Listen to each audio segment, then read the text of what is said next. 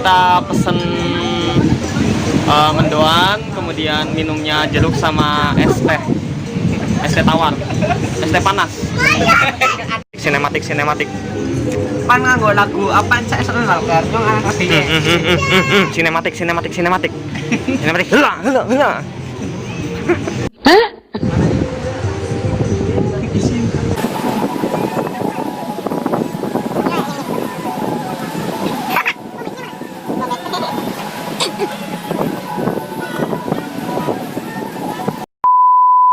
Lima papa telu loro siji. Oke, welcome back to my podcast with Muhammad Gali Kaharunia S.SOS. Bener ya, sarjana sosial. Masya Allah, sudah sarjana ini cepet banget sih. Masya Allah, aku jadi ngiri.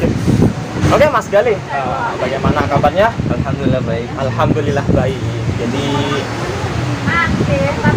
Jadi apa ya? Jadi gak karuan. Ya jadi nggak karuan. Oke teman-teman, jadi hari ini aku akan berbincang-bincang sebentar sedikit bersama Mas Gali. Dia ini lulusan manajemen dakwah Fakultas Dakwah dan Komunikasi UIN Wali Songo Semarang tahun 2020. Lulusan corona berarti? Iya. Lulusan corona. Wisudanya online nggak? Online. Wisuda online Mas. Tapi sidangnya online nggak? Sidangnya enggak. Sidangnya masih offline tapi wisudanya online. Nah, pertama nih, wisuda online gimana rasanya? Kurang berkesan menurut saya. Kurang berkesan. Kurang berkesannya itu? Kurang berkesannya itu dalam arti bisa menikmati wisuda bersama orang tua. Terus kita bisa foto-foto sama teman-teman. Oh iya. Hanya menyaksikan teman-teman lewat layar laptop ya. Iya. Apa layar HP gitu ya. Tapi itu wisudanya bukan online, maksudnya dari saya itu cuma ngirim gambar, foto, Iya. fotonya doang. Iya. Lalu diperagakan bukan tubuh saya, tapi Orang lain. orang lain.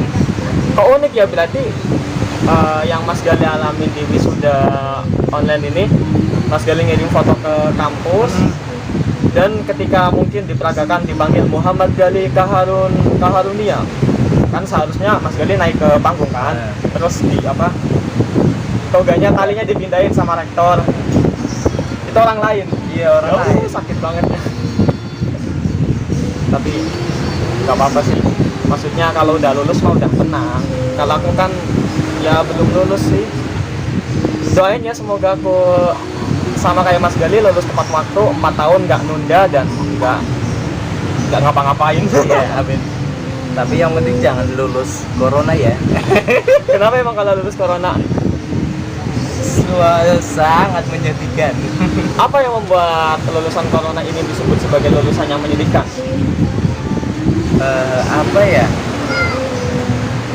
Yang menyedihkan itu kita kan bayar UKT. Iya. UKT-nya itu full. Sedangkan kalau online kan seharusnya kan meminimalisir dana kan. Iya. Jadi ya setidaknya itu dana yang kita UKT bayar full itu dikembalikan setengahnya. Iya, berarti kita harusnya bayar setengah gitu lah ya. Ada keringanan dari kampus. Kalau bayar wisuda itu sekitar setengah jutaan lah. Itu kalau wisuda online apa offline? Offline. Offline 500 ribu ya 100 segitu. lah. Nah kemarin pas online berapa? Pas online. Iya. Sama juga bayarnya. Sama. Jadi Nah, itu ya sangat menyedihkan. Iya, jadi teman-teman semua, aku nggak tahu ya, tapi yang aku alamin, yang Mas Gali alamin sesama PTKIN ini di bawah naungan Kementerian Agama itu, kita tuh nggak ada bantuan. Maksudnya nggak ada subsidi keringanan UKT ataupun bantuan kuota dari pihak kampus. Memang ada bantuan dari Menteri Pendidikan, cuma kan kita di bawah naungan Kementerian Agama, bukan Menteri Pendidikan. Jadi alokasi dana yang seharusnya itu buat mahasiswa, yang harusnya itu kan merata kan, nggak pandang bulu entah mahasiswa Kementerian Pendidikan atau mahasiswa Kementerian Agama. Intinya mahasiswa itu harusnya semuanya dapat keringanan pembayaran, karena kita nggak bisa menikmati fasilitas yang seharusnya kita dapat di kampus ya. Iya. Kita udah bayar full. Aku sendiri nih ngajuin 2 kali, ngajuin turun UKT tapi nggak turun, dua-duanya nggak turun. Sedih. Gara-garanya apa? Gara-garanya gimana ya? Jadi begini mas, orang tuaku kan dagang nih, sedangkan salah satu persyaratan di pengajuan penurunan UKT itu harus ada bukti surat PHK yang pertama atau surat slip gaji. Nah aku bingung, orang tuaku kan dagang, ya namanya dagang kan penghasilan nggak tetap, nggak menentu. Cuma kan karena ada pandemi COVID ini, imbasnya dagangan jadi sepi gitu kan. Menurutku juga penghasilan orang tuaku menurun nih. Cuma kan karena balik lagi tadi, orang tuaku sebagai pedagang nggak punya penghasilan tetap per bulan, jadi aku gara-gara mungkin nggak ngelampirin itu surat PHK ataupun bukti gaji. Ya wong semisal aku ngajuin gajinya 4 juta per bulan, kan belum tentu, barangkali kurang dari segitu, barangkali lebih dari segitu, kan namanya dagang kan nggak tahu ya mas. Ya mungkin gitu sih. Tapi aku herannya kenapa anak-anak PNS, ya anak-anak PNS itu pada turun, malah pada turun dapat bantuan dari kampus. Nah biasanya itu turunannya berapa persen itu dari yang semula? Biasanya sih kalau di aku ya, di kampus aku tuh di Jakarta, misal aku ini awalnya UKT video nih, terus aku ngajuin banding, biasanya turunnya satu jadi 6, atau ada juga mungkin kalau dia lagi beruntung turunnya jadi 2, 7 jadi 5 gitu. Tapi seringnya mah turunnya 1 golongan doang mas, dan susah buat dapetin golongan 1 karena golongan 1 itu 400.000, murah banget loh. Semua jurusan di PTKIN golongan 1 katanya itu 400.000. Itu ya pasti semua mahasiswa mau yang golongan 1. Ya siapa yang mau, dan itu ya nggak bisa kita dapetin secara mudah. Aku berusaha aja nggak gagal 2 kali, apalagi yang nggak berusaha, yang cuma diem baik, yang cuma 2 jam nggak ngapa-ngapain gitu loh. Nah kemudian nih Mas Gali kan sekarang udah lulus lah ya, udah wisuda bulan apa kemarin? Bulan April. Oh bulan April. Nah sejak bulan April sampai sekarang, intinya setelah lulus lah, apa yang Mas Gali lakuin? Apakah Mas Gali mungkin diem baik, atau apakah mungkin bekerja, ataukah seperti apa gitu? Oh enggak, saya setelah ini awal di sidangnya apa gimana? Enggak, setelah lulus. Iya, setelah diwisuda. Iya, setelah diwisuda. Setelah diwisuda itu aku ya berusaha mencari lowongan pekerjaan. Sambil minum aja nggak apa-apa. Terus di samping mencari lowongan pekerjaan, nah pas waktu itu saya daftar di bank lah ya, ada yang di bank. Itu ada panggilan. Nah pas ada panggilan, terus berikutnya nggak dipanggil lagi. oh iya. Akhirnya saya ditawari di pekerjaan asuransi. Bergerak di bidang asuransi gitulah ya. Oh insurance, iya aku paham. Tapi di situ diterima? Di situ ya masih kayak magang. Oh masih magang, berarti menunggu ACC dari perusahaan. iya, masih ibaratnya masa percobaan gitulah ya. Udah berapa lama di situ? Kurang lebih 2 minggu. Oh baru 2 minggu. Ya satu bulanan berarti. Berarti baru ya, berarti dari lulus wisuda bulan April, Mei, Juni, Juli, Agustus, September itu baru dapat. Padahal udah lulus loh. Sempet nggak kepikiran buat, tahu kan ada kartu prakerja? Tahu. Sempet nggak kepikiran buat daftar? Waktu itu belum kepikiran, pas waktu lulus itu kan. Iya. Lulus wisuda itu belum kepikiran daftar prakerja. Nah setelah beberapa minggu itu ada lowongan apa itu yang pembukaan prakerja. Iya. Ada info di website. Nah saya coba daftar. Itu kan membuat akun prakerja. Nah saya masukin NIK-nya sama password. Dari situ langsung klik, lalu saya membuat biodata yang ada di dalam akun.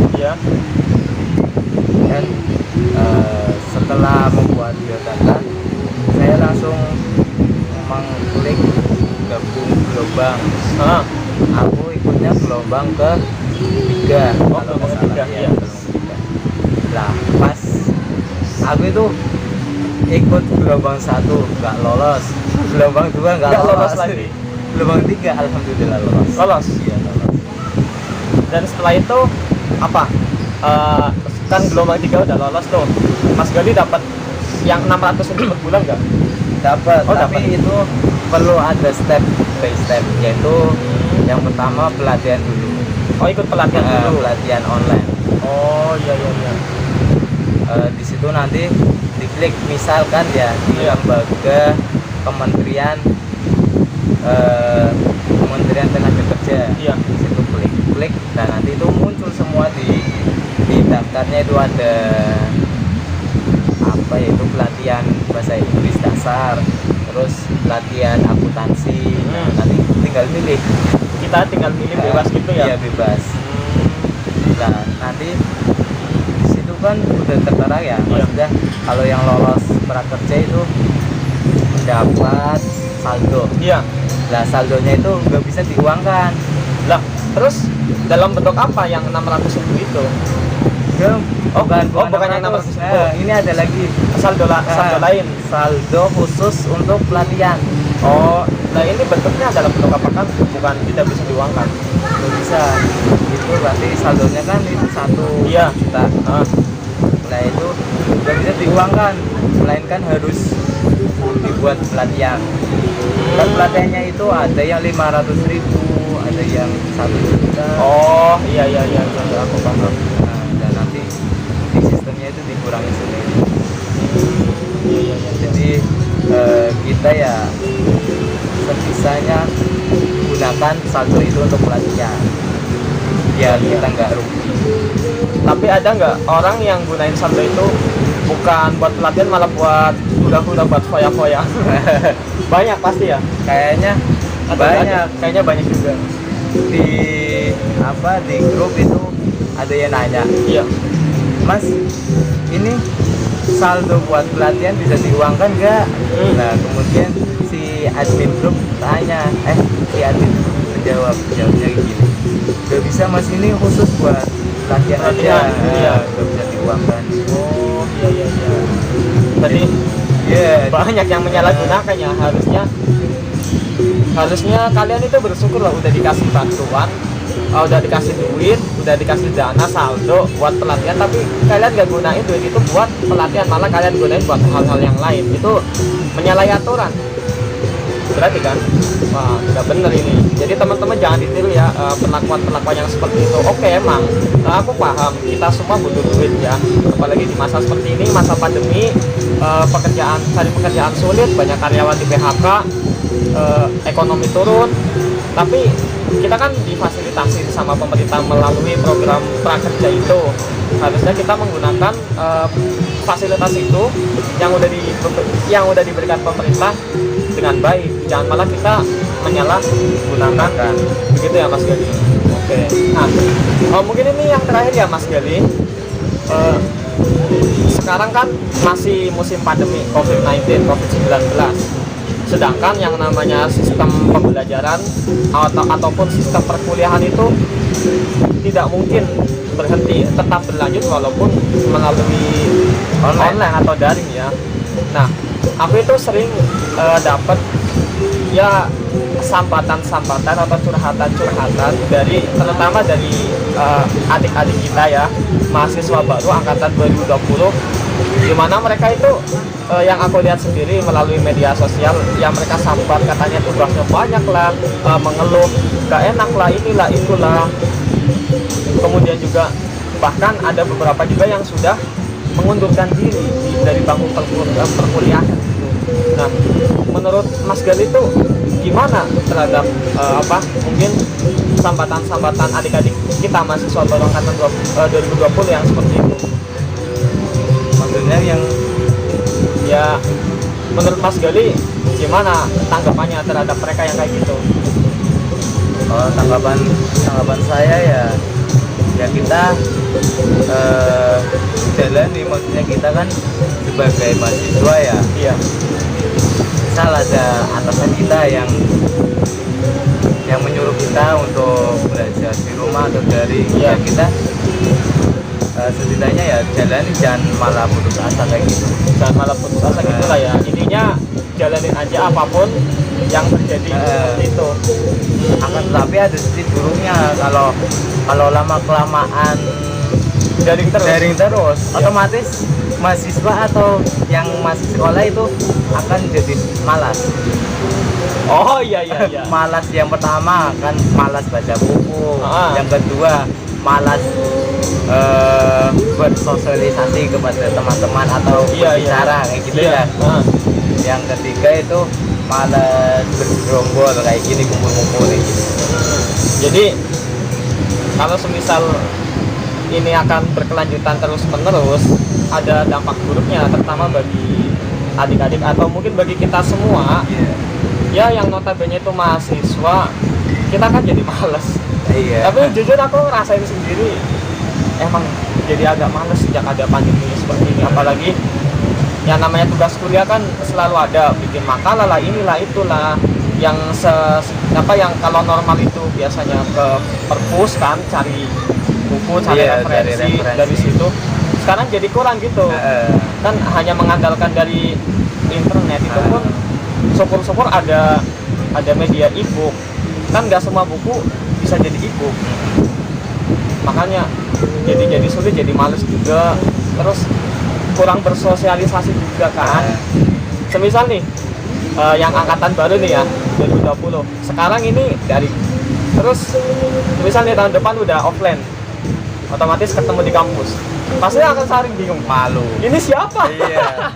Pasti bakal malu. Iya, makanya kurang Seperti mahasiswa baru lagi. Iya, berasa mahasiswa baru padahal di media melalui WhatsApp grup atau apa itu udah kayak klop banget gitu lah. Tapi ketika di offline kan ketemu, ini siapa? jadi bertanya-tanya gitu. Aduh, parah sih. Tapi mau gimana lagi sih ya? Emang sistemnya itu seperti itu. Kita mau melawan, kita mau bersuara sekeras apapun, kalau emang orang-orang atasan nggak mau merubah sistem, ya bakatnya sistemnya seperti itu terus. Gitu kan Mas Doni? Iya. Jadi sebenarnya yang kita butuhin itu bukan itu.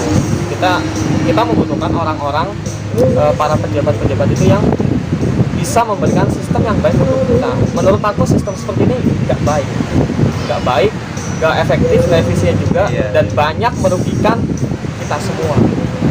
Gitu kan? Iya. Terus nih, Mas Gali kan termasuknya notabene orang yang lulus tepat waktu 4 tahun.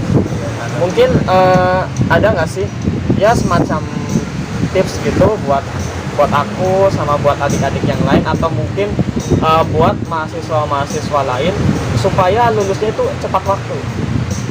Tepat waktu. Iya.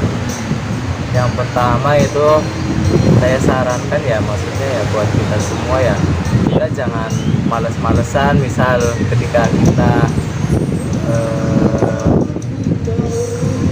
apa itu yang ke wali dosen, apa ya? Bimbingan ya. Oh iya. Ketika kita bimbingan, kita jangan males-malesan. Nah ini nantilah bimbingannya, nanti ini masih ada waktu, jangan kayak gitu.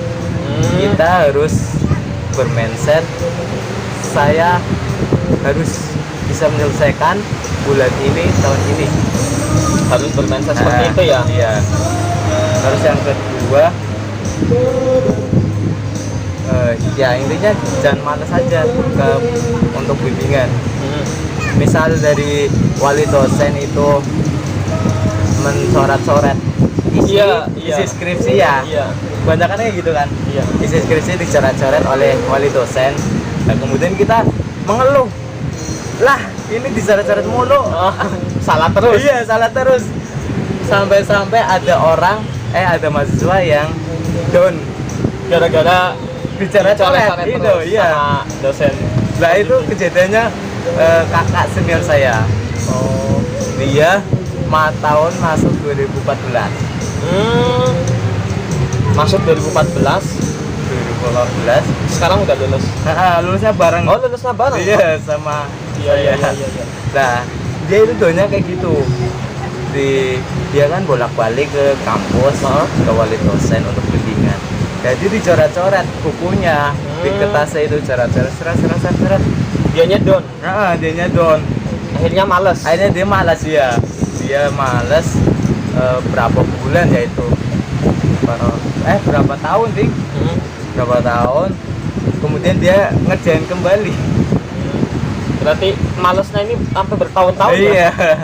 ya? Nggak cuma males cuman sehari doang, Iya. teman-teman. Jadi emang yang namanya tugas akhir skripsi ini sebenarnya gampang, mudah. Yang penting jangan males ya. Untuk tantangan terbesarnya itu apa, Mas Gali? Tantangannya ya sulit ditemui dosen. Sulit untuk menemui dosen. Ya sekalinya temu, ya mau nggak mau kan kita harus yang menyesuaikan waktu dengan dosennya, bukan terserah kita. Lah itu saya kan pengalaman saya ini. Iya. Saya kan udah chat dosen, wali dosen, bimbingan. Pak, ini saya mau bimbingan ini. Bapak ada waktu senangnya kapan ya? Itu kan. Nah, lalu dosen itu jawab, iya Mas, ini besok aja ya Mas, jam sekian temui saya di kantor. Pas besok paginya saya kan ke kantor. Iya. Si wali dosen itu nggak ada. Kurang ajar nggak? Kita yang dikerjain oleh dosen. Ya emang seperti itu sih dunia dinamika dalam dunia perkuliahan ya seperti itu. Jadi kita harus banyak sabar terhadap ya dosen yang mungkin seperti itu, tapi kebanyakan dosen juga kayak gitu sih kayaknya. Iya. Gak cuma minta bimbingan yang sederhana deh, minta tanda tangan itu pun bener. susah ditemui ya. Bener. Udah kita harus ngechat pakai bahasa yang formal banget. Assalamualaikum Bapak, selamat siang, mohon maaf mengganggu waktunya, saya Izul atau saya Gali, mahasiswa semester sekian dari jurusan ini. Gamblang banget. Jadi kalau kita ngechat dosen itu nggak bisa Assalamualaikum atau Mikum lagi apa kayak kita lagi ngechat teman atau bahkan pakai P ngapain dosen itu termasuk dalam etika dalam dunia perkuliahan. Pernah saya ngechat dosen itu, menurut saya ya enggak. Menurut saya itu ngechatnya saya itu baik, bener. Tetapi di kata dosennya itu nggak baik, salah. Katanya kamu akhlaknya gimana? Gak ada akhlak itu berarti. iya. Iya. Laknat. Biar bagaimanapun juga ya dosen lika-liku. Ya itulah lika-liku dunia perkuliahan, dunia kemahasiswaan. Terus mungkin ada pesan buat mahasiswa Indonesia dari Mas Gali. Ya pesan yang ingin disampaikan untuk mahasiswa gitu, yang sedang berkuliah gitulah, yang belum selesai kuliah ataupun yang baru kuliah, mungkin ada pesan gitu dari Mas Gali. Yang terpenting itu yang pertama itu harus sabar, dan yang kedua itu harus jangan malas, harus rajin mengerjakan tugas dan mengerjakan proposal dan lain sebagainya. Kemudian selalu berdoa dan selalu berikhtiar usaha. Oh iya intinya buat teman-teman semua, sesama mahasiswa, entah itu mahasiswa baru, entah yang masih berkuliah ataupun mahasiswa lama yang mendapat julukan mahasiswa abadi, tetap semangat ya tetap semangat, jalanin aja, sabar apapun yang terjadi, banyak ikhtiar, banyak berusaha, berdoa juga. Insya Allah apa yang akan kita lakukan itu menjadi buah manis untuk diri kita sendiri, menjadi keindahan untuk kita sendiri. Oke?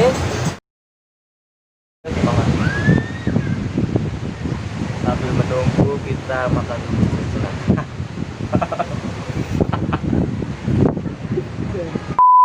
Oke, mungkin ya kurang lebih itu aja lah. Ya podcast santai aku bersama Mas Gali. Berlokasi di Pantai Batam Sari.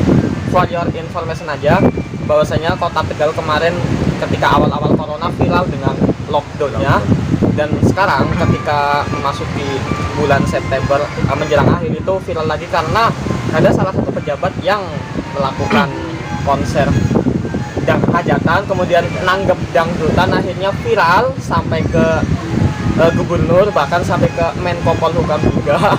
Ya sekarang Kota Tegal lagi viral lagi. Akhirnya gara-gara itu semua tempat wisata akan ditutup kembali mulai 1 Oktober sampai 30 Oktober, termasuk Pantai Bakamsari wisata. Ya, jadi gimana ya? Kemarin ketika aku ke Dufan itu besoknya ditutup karena PSBB. Dan ini aku ke Batamsari beberapa hari ke depan akan ditutup lagi. Jadi detik-detik terakhir lah bisa dikatakan lah. Ya, terima kasih telah menonton video ini. Jangan lupa untuk like dan komen jika kalian suka dengan video ini, dan jangan lupa untuk subscribe channel aku, Zulfadi Lisani, kemudian channel Mas Gali apa namanya? Muhammad Gali Kaharunia. Itu nama channelnya. Iya. Oke, Muhammad Gali Kaharunia. Kemudian channelnya Mas Pria Trimulyo Official. Oke, nanti linknya ada lah di deskripsi, aku taruh ya. Silakan di subscribe dan terima kasih. Assalamualaikum warahmatullahi wabarakatuh.